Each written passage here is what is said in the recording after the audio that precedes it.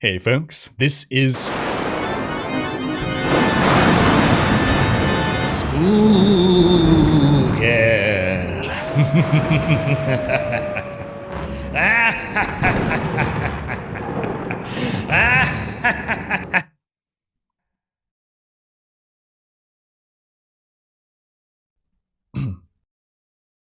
In the spirit of the Halloween season, this video will explore some of the scariest monsters across Diablo 1, 2, and 3. And I even consulted with some current and former Diablo devs to get their opinions. So stay tuned for some insightful quotes as we dive into the top 10 scariest monsters of Diablo. Viewer beware, you're in for a scare.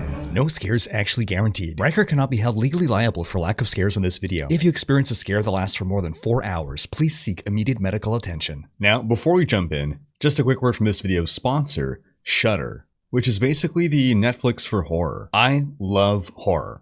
I'm always looking for more great horror to watch, and thanks to browsing Shudder's library, I'm now hooked on a series that I would have never heard of. Channel Zero, an anthology based on some popular creepypastas. For $5.99 a month, Shudder offers unlimited ad-free access to the largest, fastest-growing selection of horror, thriller, and supernatural films, series, and documentaries, with some exclusive and original titles you won't find anywhere else. I either watch Shudder straight from my web browser or phone app, or I cast it to my Google Chromecast on my TV. And Shudder's currently nearing the end of its 61 days of Halloween, which has been a huge celebration full of new movies and series, like a new season of Creepshow, new specials from Elvira, their new Behind the Monsters docuseries, and much more. And you can try Shudder free for 30 days by going to shudder.com and use promo code Rhykker. That's SHUDDER.com and use code Rhykker. And sound off in the comments with your top horror recommendations. Alright, as we're about to dive into our list here, first, a quick note about methodology. So, first off, I'm dividing this top 10 into two top 5 lists.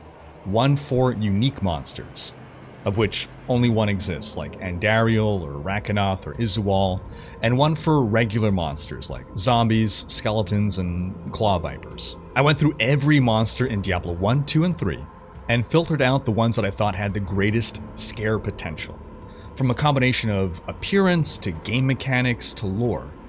And then I put those to a vote on my Twitch stream. I stream Monday, Wednesday, Friday, for people to vote scary or not scary.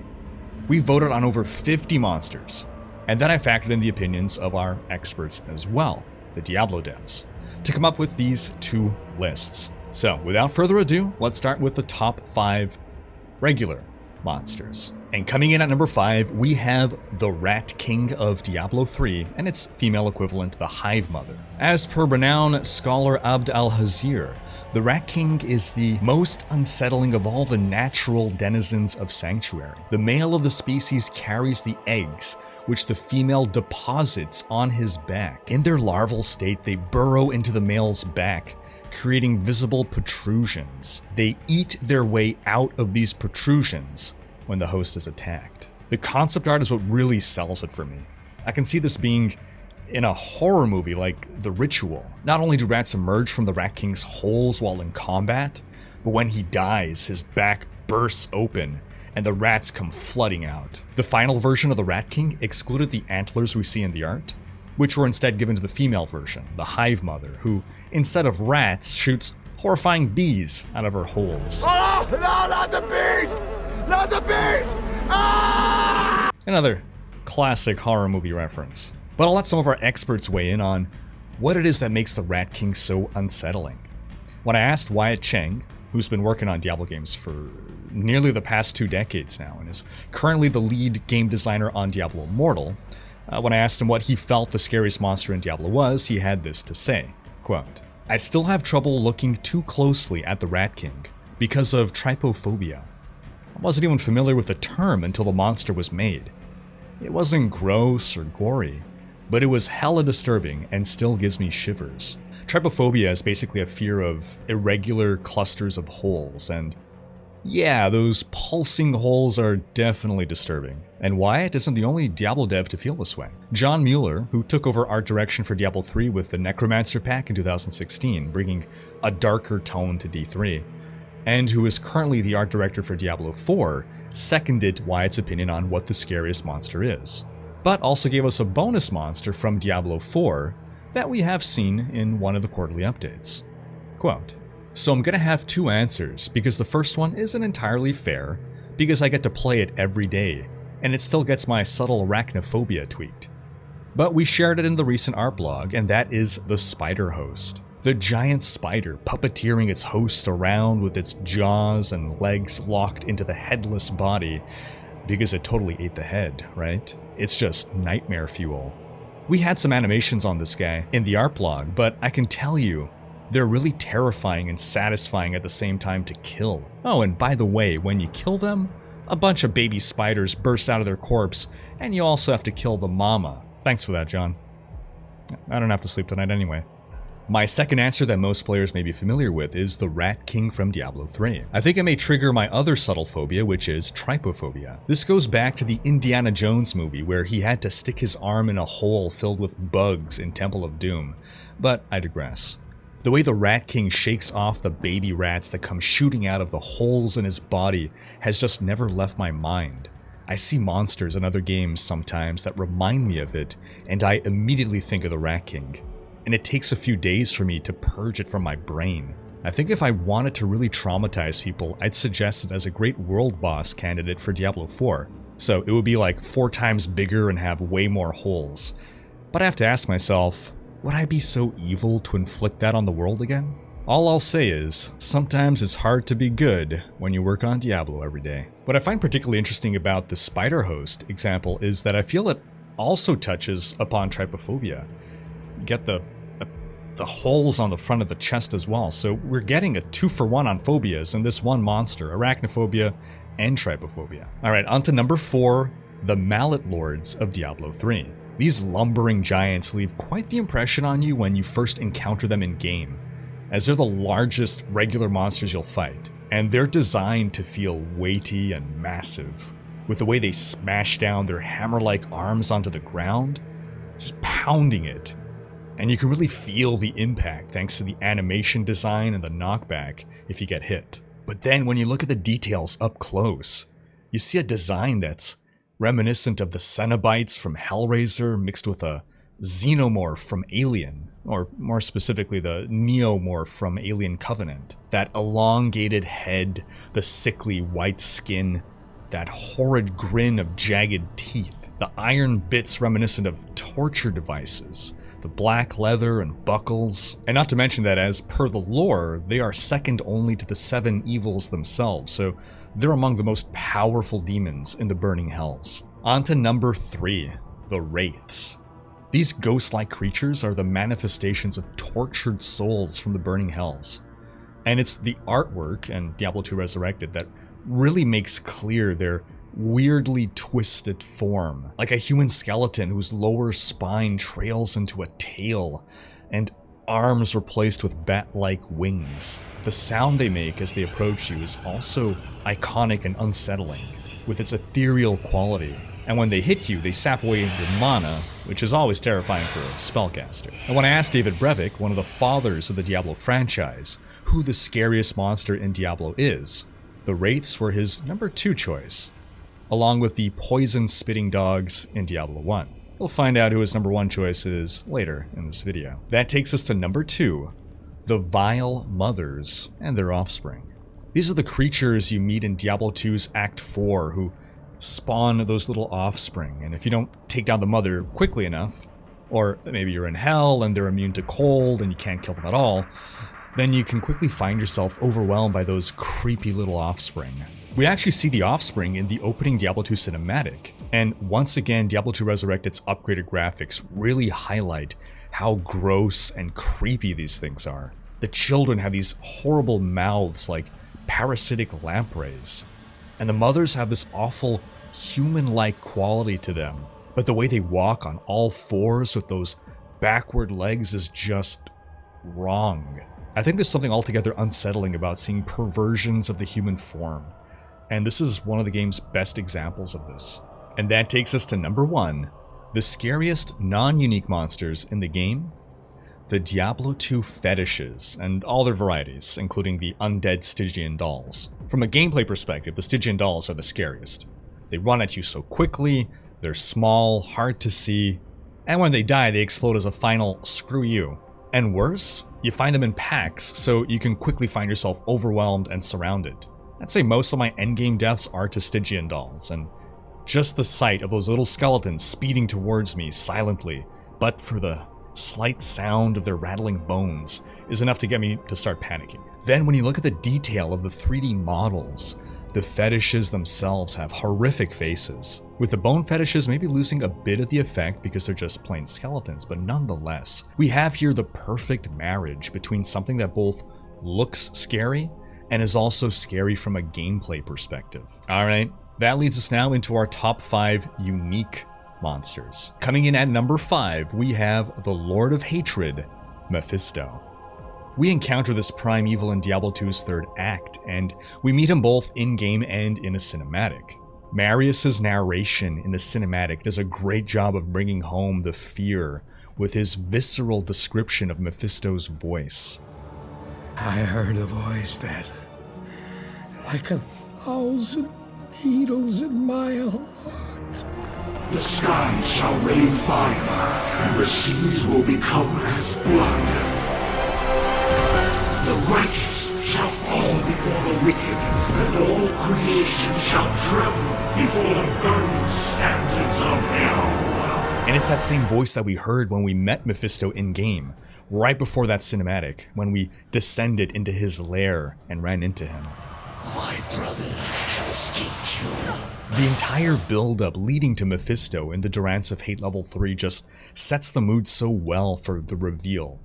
We have to get around the ominous blood pools with the floating corpses. It's the crescendo that the 2 previous dungeon levels have built up to. And then you see him, this tall, intimidating skeletal figure, floats towards you in a cloud of mist, and he begins unleashing his array of shocking magical attacks on you. Mephisto is perhaps the first boss whose design feels 100% horror-inspired, as opposed to more dark fantasy. On to number 4, and unfortunately not coming in higher than this despite being the Lord of Terror himself, we have Diablo. Throughout the different games and his different depictions and artwork, Diablo's appearance has sometimes leaned more towards scary, but other times more towards just looking cool. In Diablo 1, his 3D render looks pretty scary. That gaunt, skeletal face with horns and teeth coming out in a way that just seems painful. Then in Diablo 2, he's beefier, more muscular, overall looks more dinosaur-like and badass rather than scary. And this is partly because his appearance has always been a reflection of the host body that he takes. In Diablo 1, his host is a child. But in Diablo 2, his host is the warrior from Diablo 1. It's quite the glow-up. In Diablo 3, his host is Leah, so he has a more feminine quality to his physique, particularly in the hips, but he's also now an amalgamation of all the 7 evils, and there are echoes of that in his design, with what appears to be 2 extra mouths on his shoulders, multiple appendages, and the design has now gone completely away from dinosaur, and has almost taken on a Geiger-esque quality, vaguely reminiscent of the Alien Queen. As for the cinematics, his transformation sequence from the Dark Wanderer into Diablo was absolutely horrifying. And in-game, particularly in Diablo 2, after you go through what feels like a summoning ritual to break the seals, and then the screen shakes, and then he spawns in the center of the ominous pentagram with his classic intimidating voice line. Not even death can save you from me. Just chef's kiss. One of the most memorable boss entrances in gaming history for me. And that takes us to number 3, Andariel's hideous twin brother, Duriel. Duriel ranks up here on the list for a couple of reasons. First, he's a hideous slug monster. I mean, just look at that. His depiction in Diablo 4 even adds a mouth to his stomach because apparently he's gunning for the number 2 spot on this list. The other reason Duriel is scary is that, for a ton of players, he brought swift death the first time we encountered him. I think he serves as the most effective jump scare in the series. We're nearing the end of Act 2, we're inside the Tomb of Tal Rasha, we've busted open a hole, and are ready for the boss fight.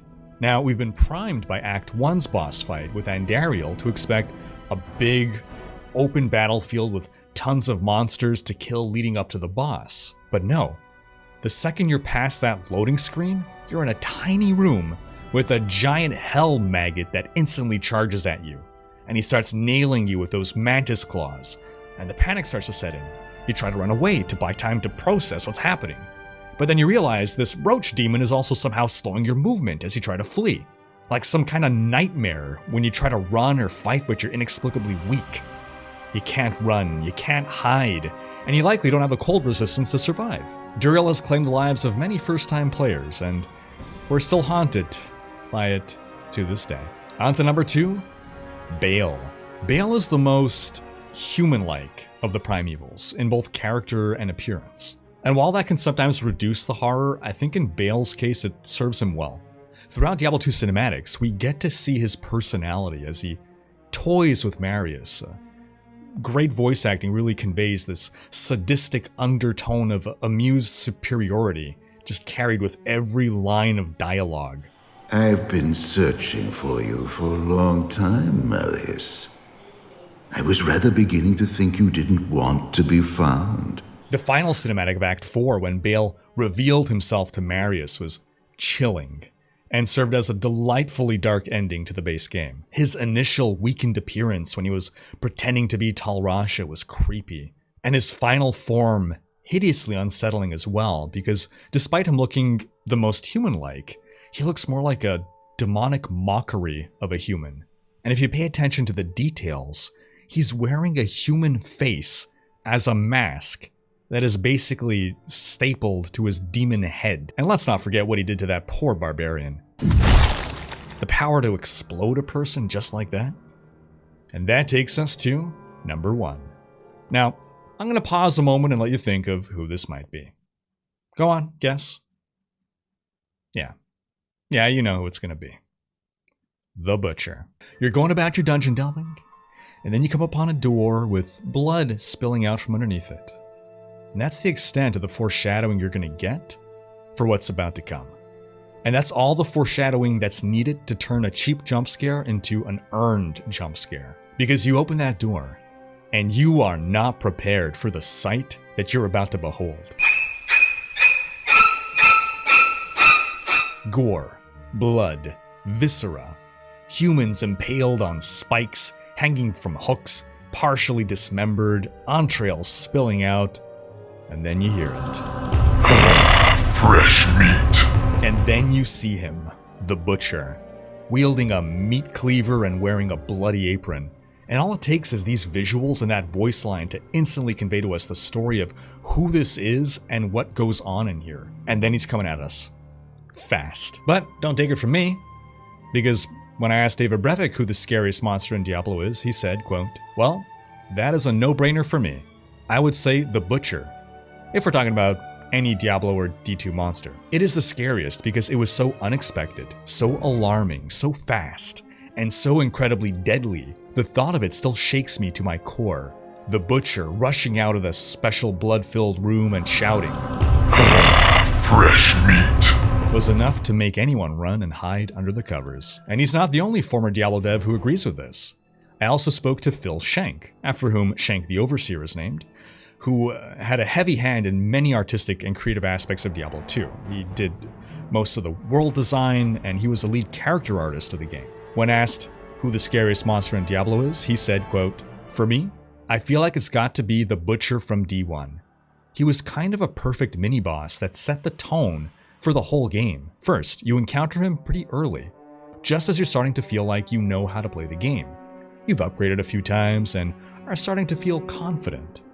Up until that point, you haven't really encountered anything that was a real challenge. Second, he's usually very unexpected. You're just exploring like normal. For me, the way I remember it, the first time I encountered him, I had basically cleared out the level and there was just this one last door to open. And then, totally out of the blue, fresh meat. I'm pretty sure the first time I opened that door, he 1 or 2 hit killed me. There's no big lead up and anticipation, no chance to prepare, just sudden, instant pain. That moment creates the feeling that this game can and will change up the pace and level of danger when you are least expecting it. I feel that this is perfect because it taps into the way we remember risk and reward. We remember the super highs and the super lows, and tend to blot out the median experiences. By putting the Butcher early in the game, we really get a sense that this game can suddenly and unexpectedly become very dangerous. He's not too early. We find him after gaining a little bit of confidence from learning how to improve, but he's early enough that we haven't gotten bored yet. Third, most of the time, he's actually too hard to beat at the level you first meet him. At least for me, I had to level up a bit and get better gear, and then come back to fight him again. At least that's the way I chose to deal with him. And then after leveling up a bit and getting better gear and skills, you really get a sense for how progression works in the game. This guy who basically one-shotted you just a while ago is now definitely and demonstrably more manageable. This is a simple but effective demonstration that trains you very clearly how progression in the game makes a difference. All these things together for me encapsulate where the best, most tense and gripping moments of Diablo come from, where the game gets suddenly, unexpectedly out of control, out of your comfort zone, and into, oh crap, crap, crap territory. I remember coming to Eric, and he means Eric Schaefer, another of the fathers of Diablo and the project and design lead on Diablo 2, at some point during D2 development and saying, the game is too easy. You can just cruise through the whole act up until the monastery and never get into trouble. We need some kind of Butcher experience to shake it up. That led to Bloodraven, but to be honest, I don't think she's quite as scary as the Butcher was. Maybe partly due to being able to run in D2, and probably partly due to the expansive outdoor environment at the start of Act 1. But she was very much meant to be modeled after the Butcher from a design point of view. Well, what more is there to say? So, that's our top 10. But I turn the question to you folks. Who do you think the scariest monster in Diablo is, and why?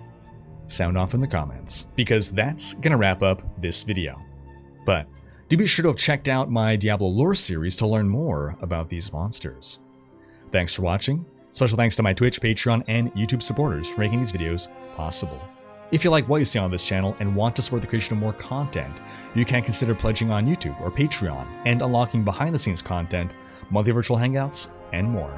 If you enjoyed this video, please share it, check out these other videos, and subscribe to join Rhykker's Raiders for more Diablo content.